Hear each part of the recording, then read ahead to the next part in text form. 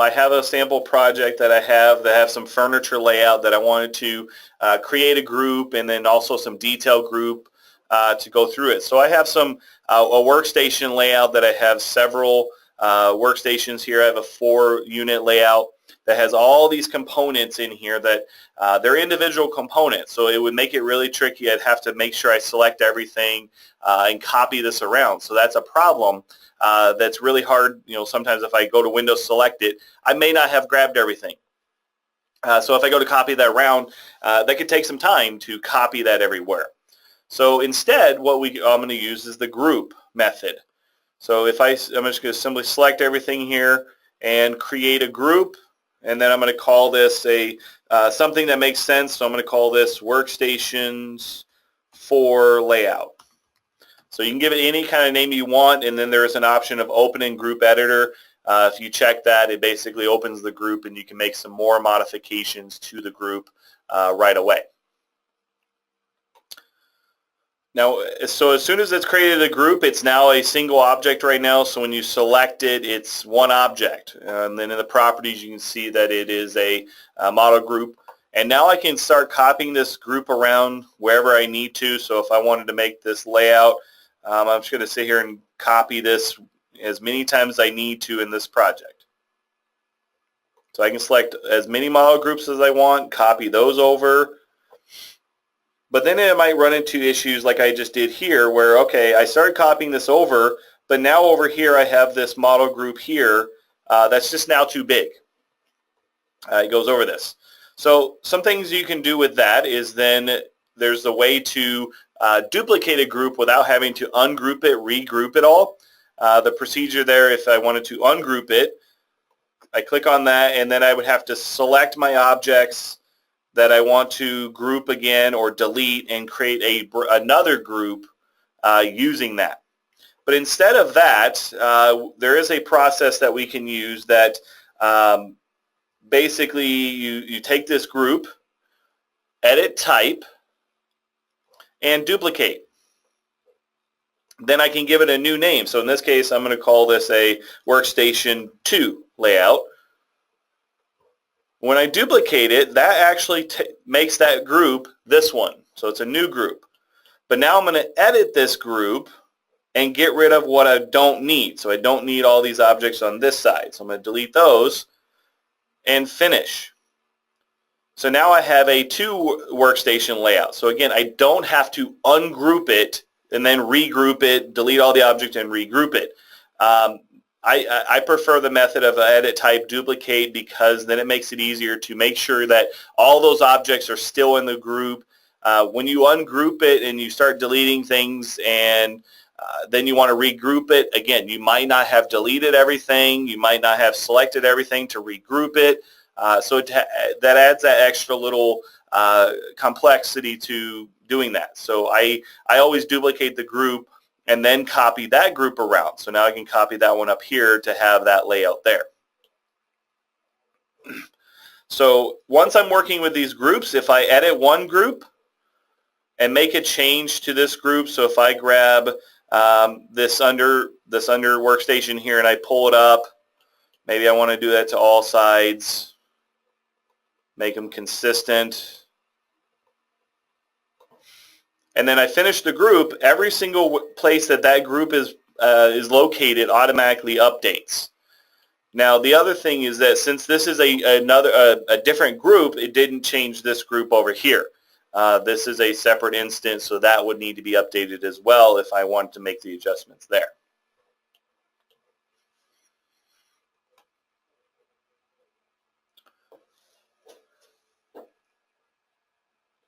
Now, a couple of other items with this groups is that I mentioned earlier in the kind of the outline there is there's some workflows that we can do with these groups, and I mentioned the one about the duplicate or edit type duplicating the group. There are some other issues that might arise with the group. Depending on the objects that you're using, there are some workflows that are recommended and not recommended. For example, in a case of a group, depends on the objects that we don't recommend to mirror the group. Mirroring the group in certain things can cause the group to kind of lose some instances of its kind of a definition of the object, and it might cause issues down the road when you're trying to edit that group, that all of a sudden things start to happen. Now, in my scenario here with the furniture layout, when I mirror it, I may not have any problems whatsoever. And when I edit the group, and if I make any adjustments on this mirrored version of it, there's not that much difference between the two. So I may not run into any issues with this one. So when I made the update there, it did make the update there.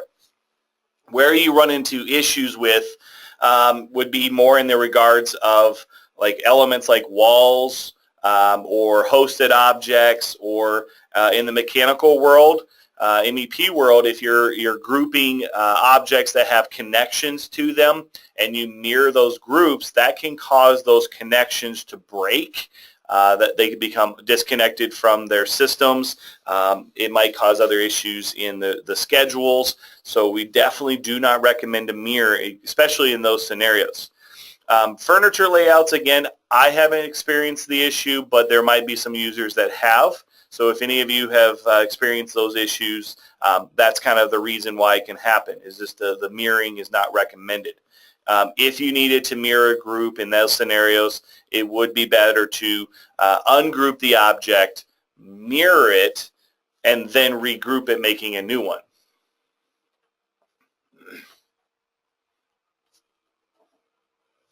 I see a comment here that if you're grouping plumbing piping to a fixture, you do have to pay special attention to the fixture unit of the system, etc. Especially for electrical. Yes, all those things like that. When you're grouping those, you do have to pay attention to where the group is and what it's connected to, and so on. So that is a very good point. That plumbing and electrical, and actually MEP in general, there's a lot of things you have to pay attention to a little bit more than the architectural world. Architectural world, there are a few things that we have to worry about, and I'll get into those a little bit later here, but definitely in the other disciplines, there's a lot more with groups than I'm aware of. I'm more on the architecture side, but we have seen issues with the mechanical as well. Structural doesn't typically use groups very much in their discipline. Most of their stuff is pretty generic around the things of being able to place those columns really quickly. There's not really a need to group objects and then place that group around, unless it might be like a stairwell that they want to model the beams and stairs for that, and then they group that and place it somewhere else. But just simply for placing columns, beams, beam systems, they have other tools that make it a little bit easier than just doing groups.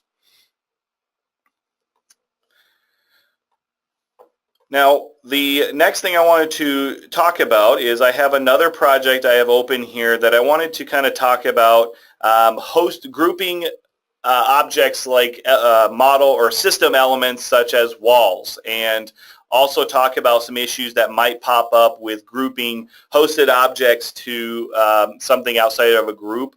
So here I have a kind of a hotel layout. I don't have too much in here. I have on the first floor, I have a double bed, a double queen bed, and then a king bed.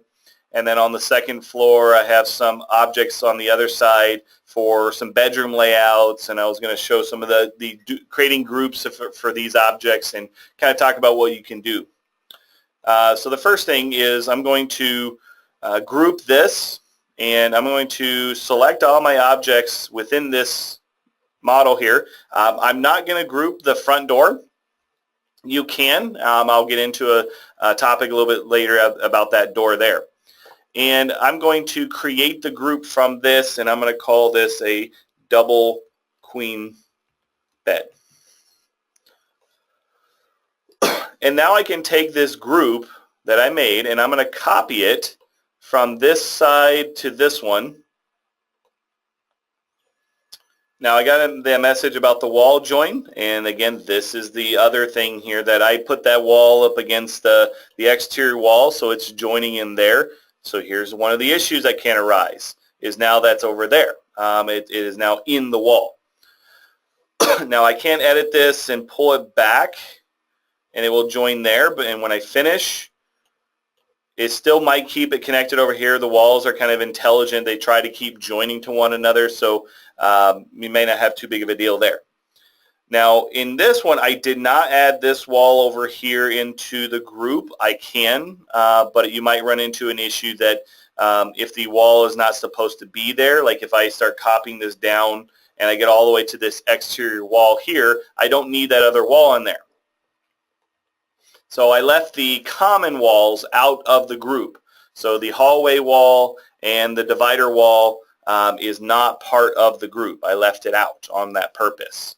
So I'm going to make a couple more down here. So I'm going to copy that down.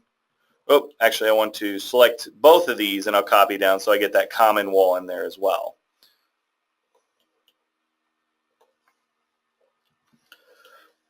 So I have this group here, and I can now edit any of these. If I wanted to make any kind of adjustments, I edit one, it updates the others. The issue I wanted to really show with the other object is hosted objects within the group. For example, I'm going to do it up here on this one. I'm going to edit this group here.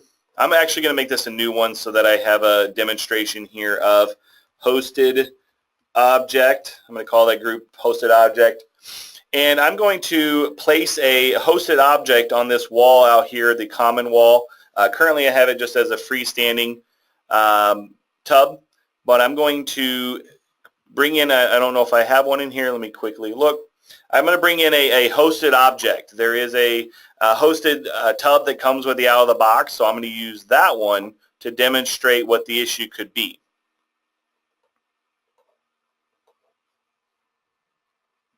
So now I'm going to edit this. I'm going to place that tub on this wall and finish. So now I got that group there, but now I need that group over here. Now if I copy it over and I copy exactly on this wall here and I copy, if I have to, notice this, I have to automatically unconstrain because it wanted to only go up. If I copy that over here, I got it. It's there. So the tub shows up. And then if I take this group again, and let's say I'm placing this group somewhere else in the project. So I'm in another location and I want to place that group. So I'm going to place this group, pick that group, and I'm going to place it right there. Elements were deleted. And that's really because of the tub. It was in the group. It's no longer able to host anything to that. So I have to have an object there. So I'm going to move this down here to get it those elements corrected. And now in order to fix this, you have to put another element that you can host it to. So I'm going to create another wall right there. And you can see as I hover over it, it kind of snaps to it. So that's where I'm going to draw the wall again. In that same location. And after I draw the wall here, it doesn't automatically correct that issue.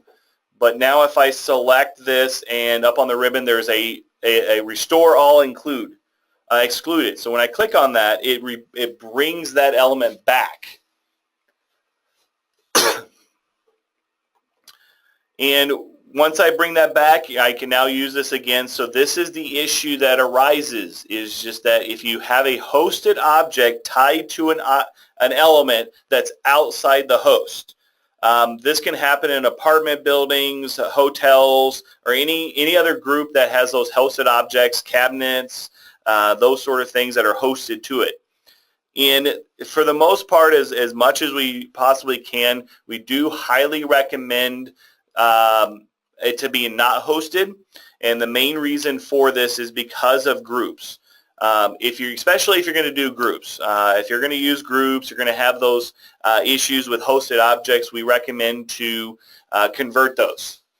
Now, one question I see that came up: would it be the same for faced host? Yes, it would be the same for faced hosted because those are hosted to a face. However, those are a little bit different too, that you can, those can become orphaned a little bit better than wall hosted elements. So if you were to do hosted, face would be the best one because again, if the element's not there, face-based objects sometimes just become orphaned objects. Whereas wall hosted, ceiling hosted, floor hosted, those objects are required to be there in order for it to work. So if at possible, face hosted would be the second best, non-hosted would be the best. In those scenarios, when you have those hosted objects, unfortunately, there's no way to really convert them really easily to not hosted. If they're any kind of hosted, wall hosted, face hosted, or any of those, there's not a way just to convert them to not hosted. You have to remake those.